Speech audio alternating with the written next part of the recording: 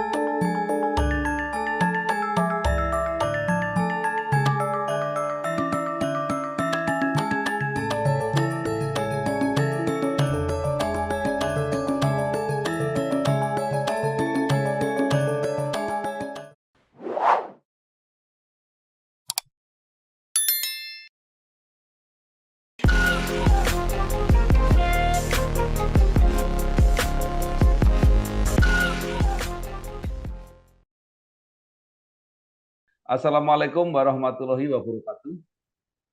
Waalaikumsalam warahmatullahi wabarakatuh. Bersama saya Bambang Sadiono di kanal Inspirasi Jawa Tengah. Mudah-mudahan kanal ini selalu bisa memberi inspirasi, motivasi, dan edukasi. Kami sedang mempersiapkan beberapa video wawancara untuk memantau pilkada serentak seluruh Indonesia, termasuk pemilihan Bupati dan Wakil Bupati Kabupaten Pati periode 2024-2029. Saat ini saya sudah bersama dengan salah seorang tokoh Padi, yaitu Bapak Haji Sudewo STMT. Saat ini beliau adalah anggota DPR RI. Apa kabar Pak Sudewo? Kabar baik, alhamdulillah baik senior, sehat walafiat. Senior Sehat. gimana? Baik, alhamdulillah baik sehat. Oke. Pak Sudewo ini lahir di Padi 11 Oktober 1968, menyelesaikan S1 di Teknik Sipil UNS dan S2 di Teknik Pembangunan di UNDIP. Mengawali karir sebagai karyawan di PT Jaya Construction, pernah menjadi PNS di Dinas PU Kabupaten Karanganyar, kemudian berkarir di bidang politik dan menjadi anggota DPR RI sampai sekarang. Nah, mungkin walaupun singkat, supaya lengkap, Pak Sudewo bisa ceritakan karirnya terutama di bidang politik. Ya. Sudah pengalamannya sudah banyak sekali. Silakan Pak Sudewo. Ya, saya ini wong desa, senior Pak Bambang. Dari Desa Plungkep, Kecamatan Kayen, Kabupaten Pati. Ya, SMP Negeri 1 Kayen, SMA Negeri 1 Pati, kuliah 1 S2 seperti yang disebut senior tadi.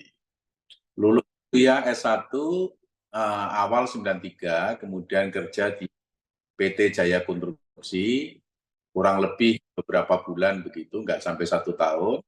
Kemudian pegawai negeri di Kementerian PUPR, Direktorat Jenderal Bina Marga. Tahun 2006, saya memutuskan mundur dari pegawai negeri, kemudian terjun di partai politik. Alhamdulillah pada pemilu 2009, saya terpilih menjadi anggota DPR RI dari daerah pemilihan Jawa Tengah 7, Kabupaten Kebumen, Banjarnegara, dan Purbalingga. Nah, dimulai dari pemilu 2019, saya maju DPR RI dari Dapil Jawa Tengah 3, Kabupaten Pati, Rembang, Blora, dan Grobogan. Alhamdulillah terpilih Kampungku Dewi, Kabupaten Pati. Gitu. Jadi rasanya semangat rasa untuk memiliki itu sangat besar. gitu. Nah, alhamdulillah pada pemilu 2024 bulan Februari kemarin, saya terpilih kembali dengan suara 125.600.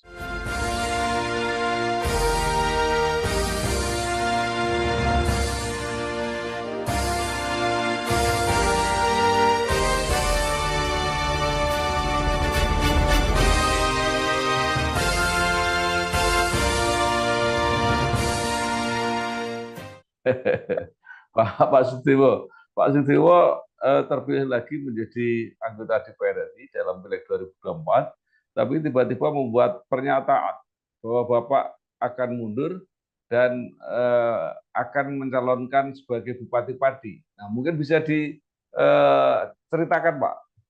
Ya, ini berangkat dari rasa keprihatinan saya melihat Kabupaten Pati.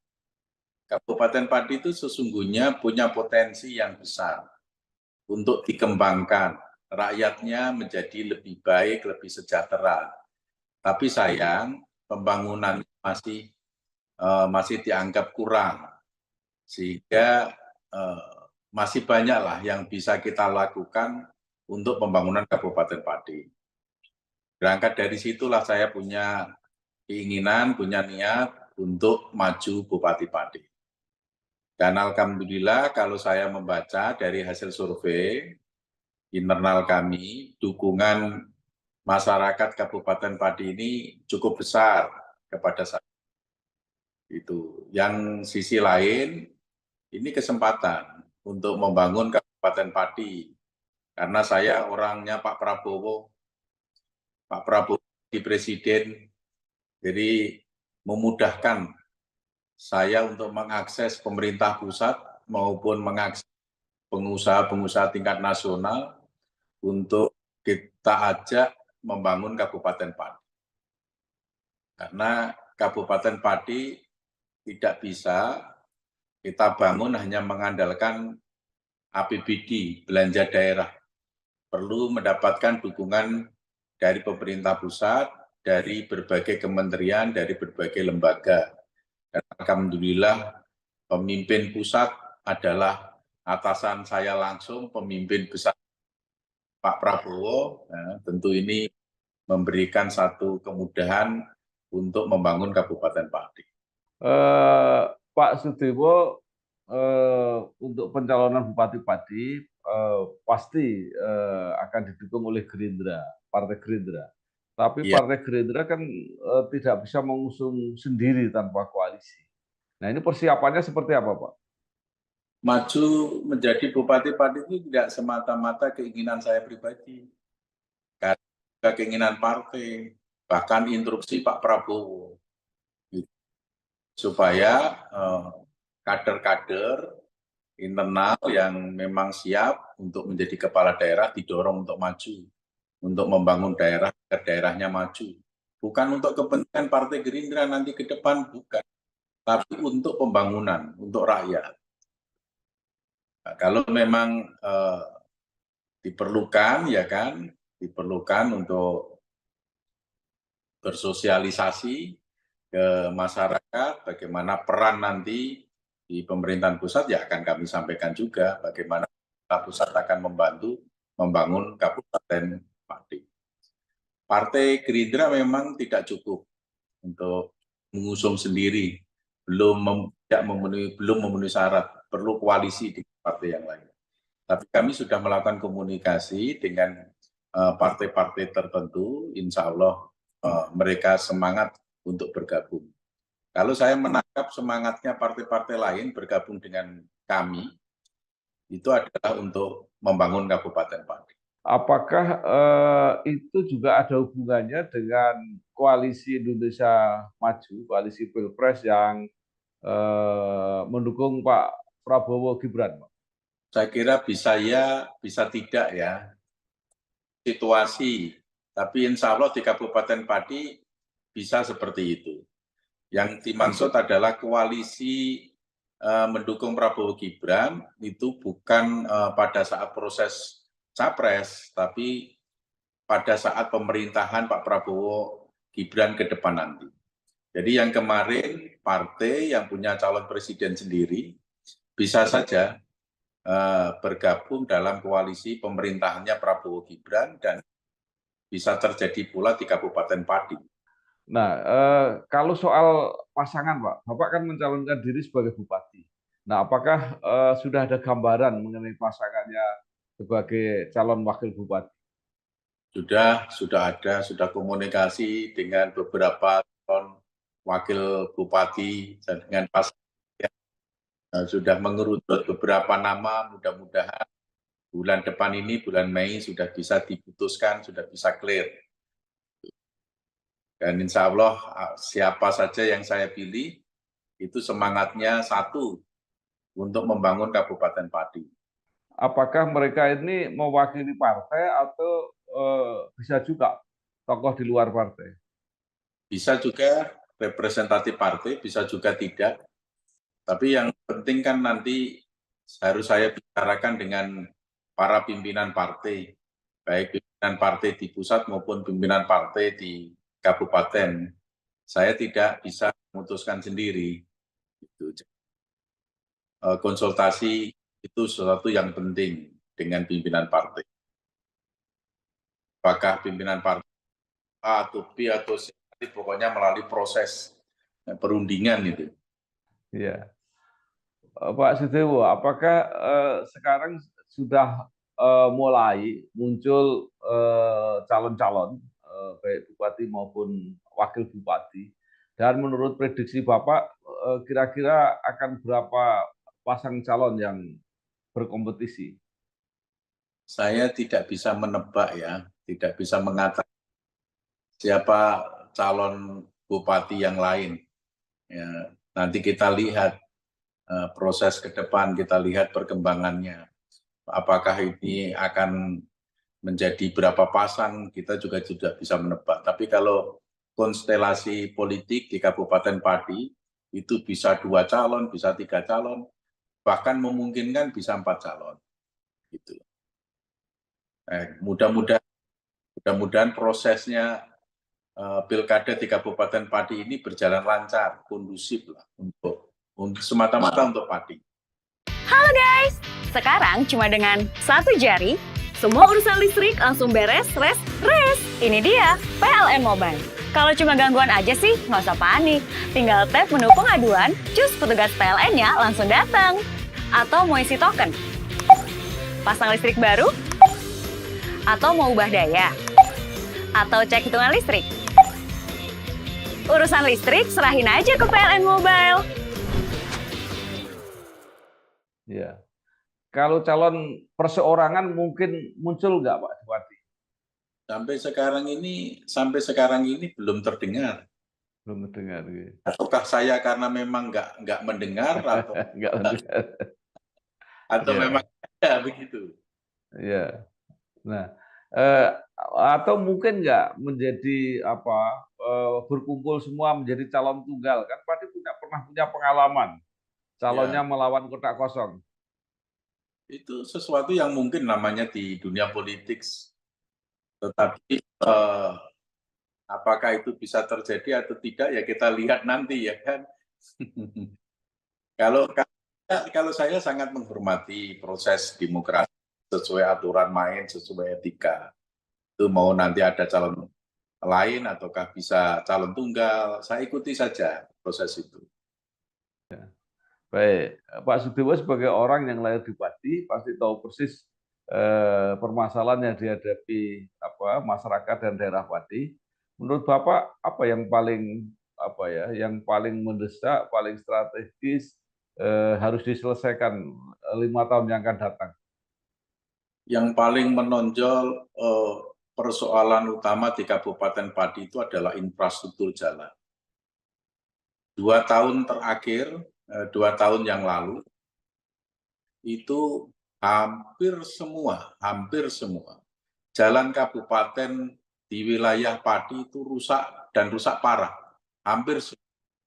Ya, tapi kemarin ada anggaran impres jalan daerah untuk Kabupaten Pati sebesar 124 miliar dan upaya PJ Bupati sekarang juga ada beberapa program pembangunan jalan yang real sehingga itu bisa mengurangi dalam kondisi yang sangat parah itu.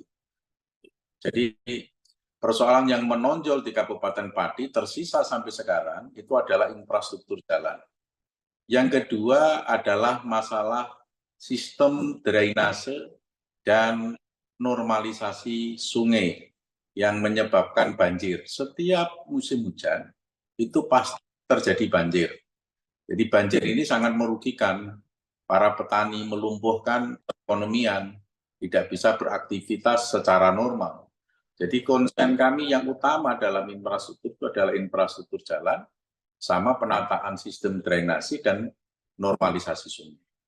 Yang kedua adalah membangun budaya ASN supaya tercipta budaya yang bersih dan melayani. Jangan sampai nanti ada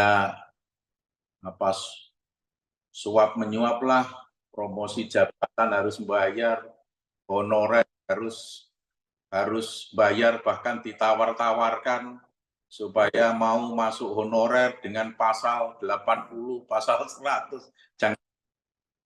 Itu sama sekali tidak bermartabat. Dia menerima honorer dengan praktek semacam itu, dan setelah honorer wiyata bakti atau pegawai harian lepas itu menjadi pekerja di lingkungan pemerintah daerah Kabupaten Pati, yang membayar itu negara melalui APBD. Ini kan sama saja menggunakan uang rakyat, ya kan, untuk praktek yang tidak bermartabat semacam itu. Jadi, yang menjadi konsep kedua adalah menciptakan budaya ASN yang bersih dan juga melayani. Kemudian yang ketiga, yang tidak kalah penting, adalah peningkatan sumber daya manusia. Kami ingin warga Kabupaten Pati itu menjadi anak yang pintar, sumber daya manusianya unggul. Karena tidak akan ada suatu bangsa, daerah sekalipun, itu akan maju pembangunannya kalau SDM-nya rendah. Ini butuh leadership, butuh kepemimpinan yang baik, punya manajemen. Jadi tidak harus menciptakan SDM, anak-anak pintar, warga Kabupaten Pati pintar, itu harus dengan anggaran yang besar. Ini leadership. Ini kepemimpinan, dan skenario untuk menciptakan SDM yang tinggi itu sudah kami siapkan. Ini relatif lebih berat jika dibanding membangun jalan atau mengatasi banjir. Kalau membangun jalan, asal disiapkan anggaran, itu sudah pasti bisa terlaksana. Ada kontrak, ada konsultannya, ada fasilitatornya dari Dinas BUMN dan Pak. Tapi kalau peningkatan sumber daya manusia warga Kabupaten Pati itu membutuhkan waktu yang sangat lama, tapi harus dimulai dari sekarang.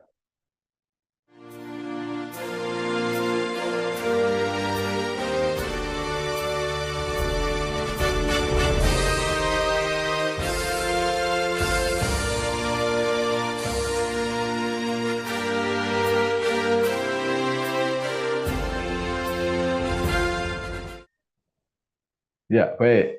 Nah, Pak, tadi sudah dikatakan infrastruktur kalau ada biayanya itu lebih sederhana. Tapi untuk banjir, Pati itu kan udah kayak menjadi agenda tahunan, Pak. Itu lama sekali. Nah, itu menurut Bapak gimana solusinya? Ini ada kewenangan yang harus dilakukan oleh pemerintah Kabupaten Pati, kewenangan yang dilakukan oleh pemerintah provinsi, yang harus dilakukan pemerintah pusat. Kita harus sinergi, kolaborasi untuk mengatasi banjir ini. Karena banjir itu bisa disebabkan karena Sungai Juwana, induk sungai yang di luar daripada kapasitas, yang memang butuh penanganan tiap tahunnya. Tapi sekarang ini Kementerian PUPR dalam rangka mengatasi banjir sudah dibuat juga bendung karet, bendung kembang kempis yang bisa menahan air laut masuk untuk mengatasi banjir juga untuk irigasi, dan normalisasi Sungai Juwana itu juga sudah dilakukan. Kemudian di muara Sungai Juwana, di hilir sana, itu yang mengalami penyempitan oleh karena parkir kapal nelayan, itu sudah ditangani oleh Kementerian PUPR dengan anggaran sekitar 110 miliar, di mana muara Sungai Juwana itu dilebarkan sekitar 20-25 meter, kemudian ditanggul, dipakai tambatan kapal untuk parkir kapal. Di belakang tanggul itu dibangun jalan inspeksi selebar 5 meter, tebal 25 cm, pakai cor beton. Sehingga kapal-kapal yang semula itu parkirnya di tengah sungai, itu setidaknya sekian jumlah kapal tersebut sudah parkir di pinggiran yang tidak mengganggu arus air Juwana, Sungai Juwana. Nah itu bisa. Kemudian juga yang menjadi kewenangan pemerintah Kabupaten Pati ini harus cepat menangani normalisasi pendangkalan sungai-sungai kecil, sistem drainase itu harus cepat tangani, karena itu pun juga menjadi faktor penyebab terjadinya banjir kalau tidak segera ditangani. Ya, jadi bidang-bidang ini kan sebenarnya bidangnya Pak Sutiwo. Soal infrastruktur, soal pekerjaan umum dan sebagainya. Betul, apa itu? Ya, pasti iya. Nah, pertanyaan saya, apa yang selama ini mungkin ada hal-hal baik yang sudah dikerjakan oleh pejabat-pejabat terdahulu di Padi ini yang mungkin bisa Pak diteruskan lagi? Ya, saya belum sampai sekarang ini jujur saja belum bisa mengatakan mana yang harus saya lanjutkan, jujur saja. Gitu. Tapi nanti kalau sudah misalnya menjadi bupati, bisa kita petakan begitu kira-kira apa yang harus kita lanjutkan, akan kita lanjutkan. Karena saya fair saja, saya objektif saja, saya tidak ingin mencari lawan, tidak akan mencari musuh. Gitu. Saya tidak menjalankan pemerintahan juga tidak berdasarkan subjektivitas, unsur suka tidak suka, mana yang memang baik akan saya lanjutkan, mana yang tidak baik pasti akan saya hentikan, tidak saya lanjutkan. Tapi kalau ditanya pembangunan yang mana sih yang harus dilanjutkan, saya bingung menjawabnya, Mas. Jujur saja. Kalau soal ini ya investasi, ini saya akan konsen untuk mengatasi pengangguran, menciptakan lapangan pekerja. Itu dengan cara memberikan iklim investasi. Tapi iklim investasi saja tidak cukup. Kita siapkan infrastruktur yang memadai, utamanya infrastruktur jalan. Membangun infrastruktur jalan itu harus pakai pedoman, yaitu tata ruang yang kita sepakati. Jadi tidak hanya sekedar jalan itu rusak kita tambal, tapi fungsi ruang tersebut, fungsi wilayah tersebut sesuai dengan tata ruang peraturan daerah Kabupaten Pati, itulah yang kita jadikan pedoman. Misalnya wilayah A, kecamatan A, B, C, ini adalah kawasan industri.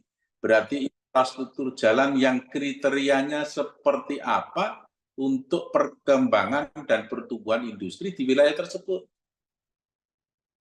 Jangan disamakan dengan pembangunan jalan di tempat yang lain. Kalau memang itu untuk industri, berarti jalannya harus lebar, harus kuat, sehingga bisa dilewati kendaraan berat. Disitulah investor juga tertarik untuk membangun industri di tempat tersebut.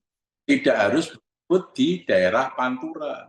Karena Pantura ini semakin sedikit areanya dan juga harga tanahnya mahal. Kalau misalnya infrastrukturnya baik, di dalam itu baik, sesuai dengan tata ruang, harga tanah itu murah, investor pasti akan tertarik untuk bangun industri, membangun pabrik di sana.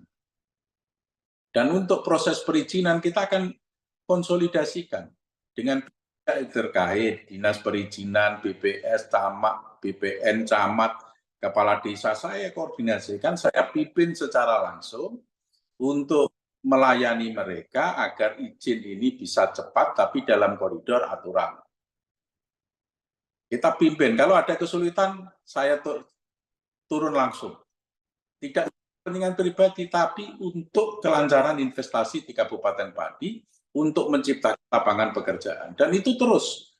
Jadi istilahnya kalau kepala daerah akan memberikan karpet merah kepada investor, itu implementasinya seperti yang saya katakan tadi. Kita siapkan infrastruktur sesuai dengan tata ruang, infrastruktur yang memadai, infrastruktur jalan. Kita layani proses perizinannya supaya dia merasa dibutuhkan. Jadi seperti itu. Nah, kalau itu insya Allah investor-investor itu akan berminat untuk membangun Kabupaten Pati, dan saya juga sudah mulai berkomunikasi dengan rekan pengusaha di tingkat nasional maupun internasional.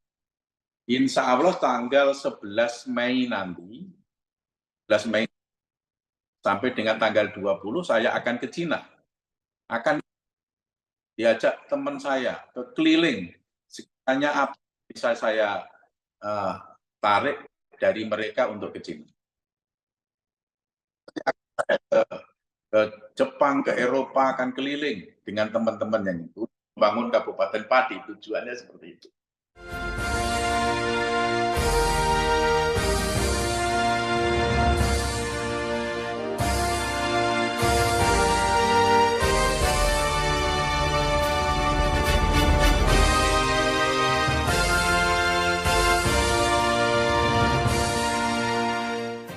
Ya, baik, luar biasa. Pak, terakhir sekarang apa yang Bapak harapkan atau Bapak sarankan kepada masyarakat Pati terutama dalam menghadapi pilkada ini, supaya pilkada ini nanti benar-benar berlangsung dengan lancar dan akhirnya memang membuahkan figur pemimpin yang dibutuhkan oleh masyarakat. Masyarakat Pati ini kan sudah berkali-kali melakukan pemilihan kepala daerah secara langsung. Jadi Mas sudah bisa belajar dari situ dan bisa memilih secara tepat figur calon bupati untuk memimpin Kabupaten Pati ke depan. Jadi melakukan evaluasi dan juga memiliki harapan. Bagaimana kondisi Kabupaten Pati yang sekarang ini, itu kemudian untuk harapannya ke depan, figur siapa yang harus tepat, saya serahkan sepenuhnya kepada masyarakat untuk menilai. Siapapun yang akan menjadi Bupati Pati, yang terpenting adalah mereka dia benar-benar tulus, ikhlas, kerja cerdas untuk Kabupaten Pati. Karena menurut iman saya, menjadi Bupati Pati itu harus kerja cerdas, kerja keras, dan kerja ikhlas. Kalau hanya ikhlas saja, tapi tidak diimbangi dengan kemampuan, dia juga tidak akan bisa membuat kebijakan, membuat program yang terarah, yang efektif, yang produktif untuk Kabupaten Pati. Tapi kalau hanya cerdas saja, itu tidak akan bisa untuk membangun Pati. Yang sejahtera hanya pemimpin itu saja. Kalau cerdas tidak ikhlas. Tapi juga cerdas ikhlas, sesuatu hal yang tidak bisa dipisahkan, itu juga harus diimbangi kerja keras. Karena tidak mungkin pemimpin hanya di belakang meja, membuat konsep, membuat kebijakan, instruksi, tapi harus turun ke bawah, monitor, implementasi kebijakan, implementasi program, menyerap aspirasi, mendengarkan masukan. Jadi kita ini rileks-rileks saja, santai-santai saja, open aja, menerima warga siapapun ya kita terima. Boleh malam, boleh pagi, pakai sarung, pakai kaos oblong, tidak masalah. Yang penting kita menjalankan fungsi kepemimpinan kita untuk membangun Kabupaten Pati. Jadi kita itu harus berusaha maksimal mendengarkan mereka agar kebijakan yang akan kita buat itu betul-betul sesuai dengan harapan masyarakat. Jangan kita berpersepsi sendiri, berasumsi sendiri. Asumsi harus begini, tapi implementasinya tidak bisa dijalankan. Nah, itu kebanyakan dari para pemimpin kita. Tapi kalau kita sudah mendengarkan, sudah menyerap aspirasi, baik masyarakat pengguna kebijakan maupun pemerhati, itu kita dengarkan, insya Allah kebijakan itu tepat. Terlebih anggaran kita ini kan sangat terbatas. Tidak boleh dong spekulasi menggunakan anggaran. Gitu. Ya, baik, luar biasa. Terima kasih sekali Bapak Haji Sudewo STMT, anggota DPR RI yang telah dengan sungguh-sungguh mempersiapkan diri untuk fokus menjadi calon Bupati Pati. Mudah-mudahan semua lancar dan sukses. Ya, terima kasih. Mohon doanya. Wassalamualaikum warahmatullahi wabarakatuh. Waalaikumsalam warahmatullahi wabarakatuh, Senior. Terima kasih, Pak. Terima kasih, matur suwun.